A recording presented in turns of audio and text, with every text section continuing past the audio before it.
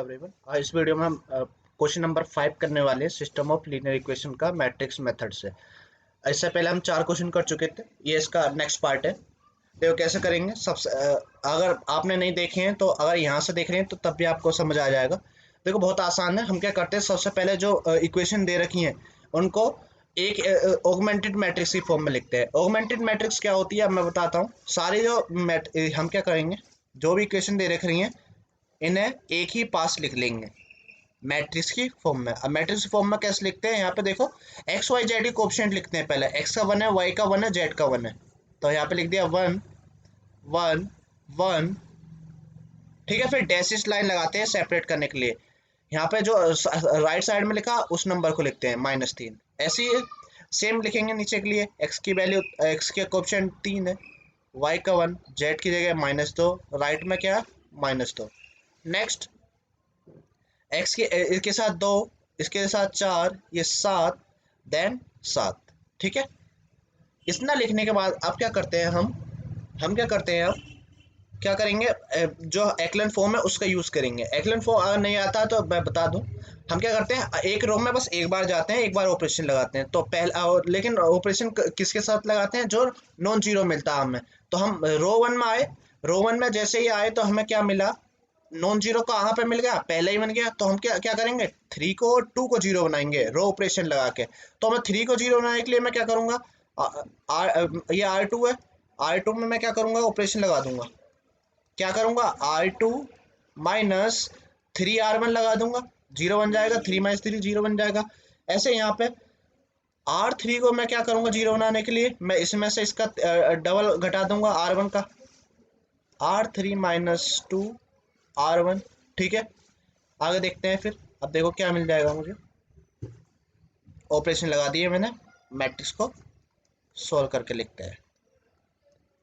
यहाँ पे जो मिलेगा मुझे कितना, पहले मैं तो कोई चेंज नहीं करना, -3। R2 के लिए क्या करना, R2 माइनस 3R1, तो 3 माइनस 3 गया तो 0, ये हो जाएगा 1, ऊपर हो जाएगा 3, 1 माइनस 3 गया तो -2, ऊपर हो गया 3, -2 माइनस 3 -5 आ गया। और इस वाले के लिए ऊपर हो गया -9, -9 माइनस -9 माइनस सॉरी -2 + 9 हो जाएगा, -2 + 9 होता है 7 के इक्वल। ऐसे R3 के लिए R3 माइनस क्या करना, 2R1, तो 2 में से 2 हो गया, ये तो 0 ही बन गया सीधा। 4 ऊपर हो गया 2, 4 में 2 गए 2, ये 5, ये ऊपर कितना हो गया 2, ये 0 बन 5 में 7 में से 2 गए तो 5 ही बचेगा भैया। और ये कितना हो जाएगा 6 है ना, ऊपर -6 हो जाएगा, और माइनस कर रहे हैं तो 7 + 6 13 हो जाएगा। ठीक है, अब क्या करते हैं, सेकंड रो में जाएंगे। सेकंड रो में चलो, सेकंड रो में गए, पहला नॉन जीरो को मिला -2, तो उसके नीचे वाला जीरो बनाओ। तो -2 के नीचे कौन है, 2 है, उसको जीरो बना दूंगा मैं। ऑपरेशन क्या लगाऊंगा, ये -2 + 2 जीरो बना देगा मुझे। R3 को करना है मुझे, R2 + R3 लगा दूंगा, जब तो जीरो बनाएगा, -2 + 2। तो मेरी मैट्रिक्स यहाँ पे कितनी आ गई, यहाँ पे जो मेरी मैट्रिक्स आ गई, यहाँ पे कितना बचा, 1 1 1 -3। R3 को चेंज करना है केवल, बाकी का सेम रहेगा, 0 -2 -5 7। ऐड कर दो, 0 -2 + 2 0, -5 + 5 0, 7 + 13 आ गया 20। ठीक है, अब क्या R3 में जाना था मुझे। R3 में पहला नॉन जीरो मुझे कौन मिला, 20। 20 के नीचे कुछ नहीं है, तो मुझे जीरो बनाने की फॉर्म नहीं जरूरत नहीं है। तो अगर ऐसा हो जाता है, ये कंडीशन आ जाती है, तो इसी को हम क्या कहते हैं, एक्लन फॉर्म। ये क्या होती है, एक्लन फॉर्म। अगर एक्लन फॉर्म आ चुकी है, अब लिखते हैं हम रैंक। रैंक लिखो, रैंक ऑफ ए कितनी आ जाएगी, रैंक ऑफ ए कितनी आ जाएगी, ए के लिए यानी जो डैशिस वाली लाइन है ना, उससे पहले वाला मैट्रिक्स का रैंक देखना। ऐसी कितने इस वाले का, तो ऐसी कितनी रो जो नॉन जीरो, एक तो पहले वाली, एक दूसरी वाली, तीसरी वाली पूरी जीरो हो जा रही है, तो नंबर ऑफ नॉन जीरो रो कितनी है, 2। ठीक है, अब देखते हैं रैंक ऑफ पूरी मैट्रिक्स का, जितनी भी है कंप्लीट मैट्रिक्स का रैंक देखो कितना आ जाएगा। एक तो पहले वाली नॉन जीरो है, दूसरी वाली नॉन जीरो और तीसरी वाली भी नॉन जीरो, क्योंकि 20 आ रहा तीसरी वाली में, तो इसमें नॉन जीरो रो कितनी है, 3। तो इसकी रैंक कितनी हो जाएगी, 3 हो जाएगी। यहाँ पे हम देख रहे हैं कि रैंक ए जो है, रैंक ए बी के इक्वल नहीं आ रही है। जब पहला लेक्चर में पढ़ाया था कि जब दोनों की रैंक मैच नहीं करती, इक्वल नहीं आती है, तो वहां पे जो सॉल्यूशन एग्जिट करता है वो क्या होता है, नो सॉल्यूशन। तो इसमें एक्स वाई जेड की कोई भी ऐसी वैल्यू नहीं होगी जो इन इक्वेशन को सेटिस्फाई कर रही होगी, ठीक है। नो सॉल्यूशन को इनकंसिस्टेंट भी कहते हैं। इस तरह से सोल्व करते हैं। नेक्स्ट प्रॉब्लम देखते हैं। अब देखो यहाँ पे भी ऐसे ही करना। सबसे पहले क्या करेंगे, ऑगमेंटेड मैट्रिक्स लिखेंगे। तो लिखते हैं, चलो ऑगमेंटेड मैट्रिक्स। यहाँ पे x1 y1 और x3 है, x1 x2 x3 है, ठीक है। तो उनकी वैल्यू निकालनी है हमें अगर एग्जिट करता है सॉल्यूशन। तो x1 का कोएफिशिएंट 4, x2 का कितना -1, x3 नहीं है पहले में, तो नहीं है तो जिसकी उसकी जीरो मानेंगे, ठीक है। जो नहीं है उसके जीरो मानना, लेकिन ऑर्डर में होना चाहिए, पहले x1 की वैल्यू x2 फिर x3, फिर राइट में कितना 12। नेक्स्ट x1 का कोएफिशिएंट -1, x2 का 5, x3 का -2 और राइट साइड में 0। नेक्स्ट कितना आ गया, x2 का कोएफिशिएंट कितना आ गया -2, सॉरी x1 का लिखते हैं पहले, x1 का तो है ही नहीं तो 0, x2 का कितना आ गया -2, x3 का कितना आ गया 4 और राइट साइड में कितना दे रखा है -8, ठीक है। बस अब लगाना शुरू करते हैं रो ऑपरेशन। आ जाओ एक्लन फॉर्म में। पहले आया मैं, मुझे नॉन जीरो को मिला 4, तो 4 के नीचे जितने भी होंगे सबको जीरो बनाना है, -1 को और जीरो को। जीरो ऑलरेडी जीरो बना हुआ है, तो मुझे बस -1 को जीरो बनाना है। तो मैं क्या लगाऊंगा, तो वो R2 में मैं क्या करूंगा, R1 में 4 टाइम्स कर दूंगा R2 का, ये -4 हो जाएगा, -4 + 4 0 दे देगा मुझे। तो ये मैट्रिक्स कितनी आ जाएगी मेरी, यहाँ पे मैट्रिक्स कितने आए, R2 को चेंज करना है बस, 4 -1 0, ये कितना है 12।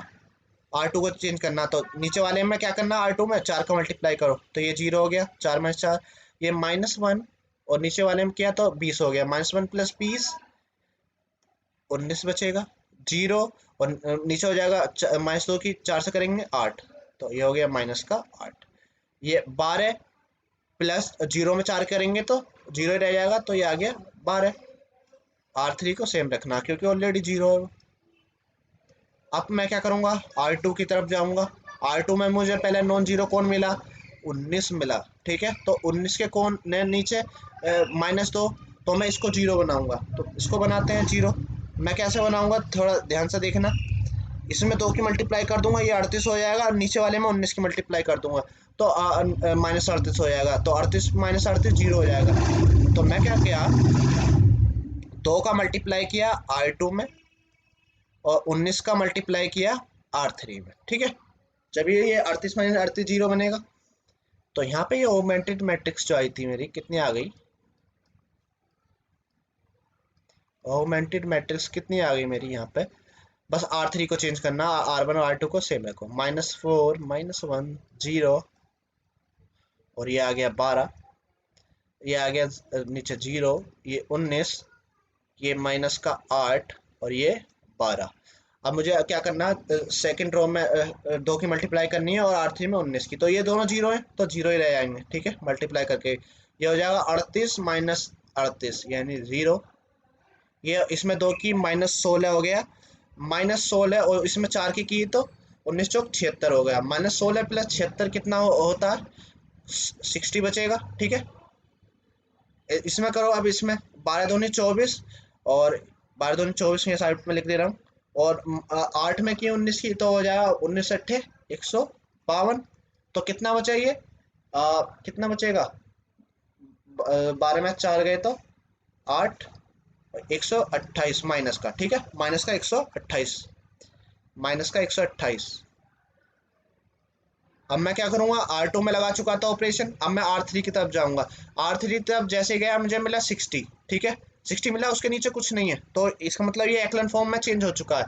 तो ये कौन सी फॉर्म आ चुकी है हमारी, एक्लन फॉर्म। कहने का मतलब है, मैं शॉर्ट बता दूं कि अगर 3/3 इसमें 3 अननोन है तो बस 2 बार ऑपरेशन लगेगा R1 में, एक R1 के लिए और एक R2 के लिए, ठीक है।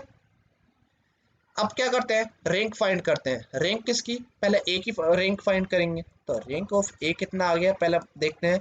तो रैंक ऑफ ए कितना आ गया, यहाँ पे ध्यान से देखो, ये वाली मैट्रिक्स की रैंक, ये जो डैश इस लाइन से पहले वाली होती है वो होती है ए मैट्रिक्स। तो यहाँ पे देखो पहली वाली नॉन जीरो है, दूसरी वाली भी और तीसरी वाली भी, क्योंकि 60 आ रहा है, तो इसकी रैंक कितनी हो जाएगी, 3।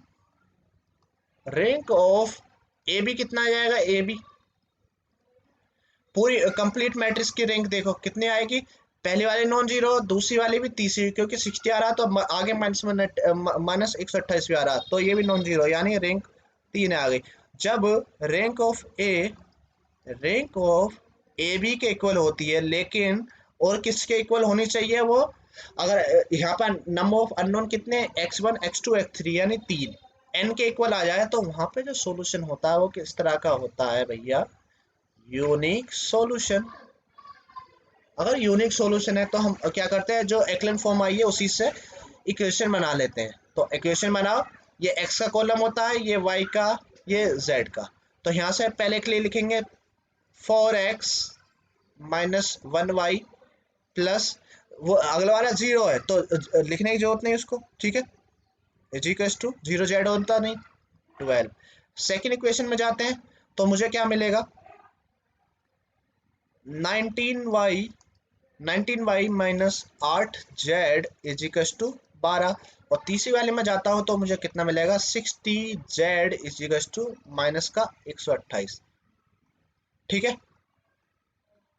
अब क्या करता हूं मैं, पहले z की वैल्यू निकाल लेता हूं, यहाँ से z की वैल्यू कितनी आ गई, माइनस का 128 अपॉन 60, ये 4 से डिवाइड हो रहा है, ऊपर हो गया 32 और नीचे आ गया 15। तो z की वैल्यू तो आ गई भैया कितने, -32/15। अब निकाल लेते हैं इक्वेशन नंबर 2 को, मैं रख दो जेड की जगह, ठीक है। मैं क्या करता हूँ, इक्वेशन नंबर 2 का यूज करता हूँ, यहाँ पे लिख दे रहा हूँ मैं, ठीक है।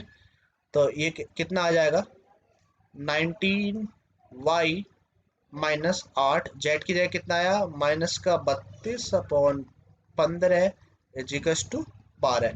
तो ये कितना आ जाएगा, 19y इजिकल्स टू 12, उधर जाके ये प्लस हो जाएगा, 8 की 32 में की तो 8 दूनी 16, और ये 8 या 24 और 1 25 अपॉन 15, ठीक है। तो यहाँ से इसको सोल्व करो, कितना आ गया, यहाँ पे लिख दे रहा हूँ मैं, 12 की 15 में करते हैं तो आता है कितना, 12 की 15 में की 12 की 15 में आ गया 180 प्लस 200, 256, कितना आ गया ये, 436/15, 436/15। तो y की वैल्यू कितनी आ गई, इसे 19 से डिवाइड कर दो, 436 शायद 19 से कट जाएगा, ये आ गया 22 बार कट जाएगा, ठीक है। तो 22/15 ये आ गई y की वैल्यू। अब क्या करता हूँ मैं, x की वैल्यू फाइंड कर दूंगा y की जगह लगा के, इस वाली इक्वेशन का यूज करके, ठीक है। आगे देखो फिर कितना आ गया, इक्वेशन नंबर 3 मैं यहाँ पे लिख दे रहा हूँ इसको, 4x माइनस 22/15 इजिकल्स टू 12। तो ये कितना आ गया, 4x इजिकल्स टू 12 प्लस 22/15। इसको सोल्व करेंगे, 12/15 की 180 हो गया, 180 प्लस 22 कितना होता है, 202/15, ठीक है, 202/15 ये होता है ना। एक सेकेंड, यहाँ पे देखो ये 19, ये आ रहा माइनस माइनस प्लस हो जाएगा, उस साइड जाके यहाँ पे क्या हो जाएगा, ये माइनस हो जाएगा, ठीक है। थोड़ा ये मिस्टेक हो गया मेरे से, ये क्या हो जाएगा, मैं यहाँ से दोबारा से कर दे रहा हूँ इस पार्ट को, ठीक है, थोड़ी मिस्टेक हो गई। तो ये कितना आ गया, -32 अपॉन यहाँ पे ये 15, ठीक है। तो ये कितना हो जाएगा, 12 माइनस है, कितना आया था ये 256/15। तो यानी 19y इक्वल्स टू 180 माइनस 256/15। तो यहाँ पे कितना बचा, 19y बराबर 180 माइनस 256 घटा दो, 180 में से 256, माइनस का 76 अपॉन 15। 19 से इसको डिवाइड करेंगे तो कितना आ जाएगा, 76 4 बार कट जाएगा, -4 अपॉन 15। ठीक है, वाई की वैल्यू आ सकी है, जेड की आ गई, वाई की आ गई। अब मैं क्या करूंगा, इक्वेशन नंबर 1 का यूज करूंगा, 4x minus Y equals to 12। मैं क्या करता हूँ, लेफ्ट साइड का पार्ट हटा दे रहा हूँ कुछ। ठीक है, इसको हटा दे रहा हूँ।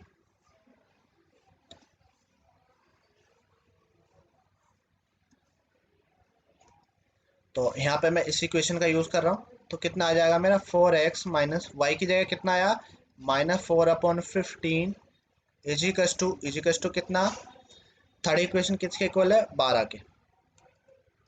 तो यहाँ से ये तो हो गया प्लस, उधर जाके माइनस हो जाएगा दोबारा से। तो 4x इजिकल्स टू 4/15, ये हो जाएगा 180, 184/15। ठीक है, 4 का डिवाइड करूंगा तो 184 कितनी बार कटेगा, 4 चौक 16, और कितना बचा ये, 4 चौक 16 बचे 2, यानी 46/15। ठीक है, 46/15। रुको रुको रुको, -4/15 इसमें लगाया मैंने 4x माइनस वाई, तो ये इधर हो गया 12 + 4/15, 180 + 184 हो जाएगा। ठीक है, 184 को डिवाइड किया मैंने किससे, 4 से, ये आ गया 46। ठीक है, 46 आएगा, 46 अपॉन कितना, 15। कैलकुलेशन एक बार चेक कर लेना। ठीक है, तो ये x की वैल्यू आ गई। ठीक है, इस तरह से हम सोल्व करते हैं। एक्स वाई जेड की वैल्यू आ चुकी है।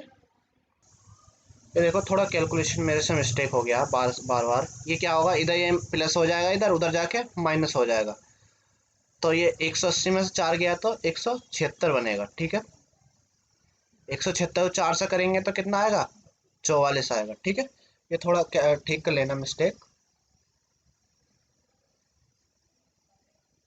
यहाँ पे ये कितना आ जाएगा, ये आ जाएगा 176/15। 176 को जब 4 से डिवाइड करेंगे तो आएगा 44। ठीक है, तो ये एक्स वाई जेड की करेक्ट वैल्यूज है। एक्स की वैल्यू 44/15, वाई की -4/15, जेड की -32/15। इस वीडियो में इतना ही। नेक्स्ट वीडियो में हम नेक्स्ट प्रॉब्लम पे बात करने वाले हैं। ओके, थैंक यू, मिलते हैं नेक्स्ट वीडियो में।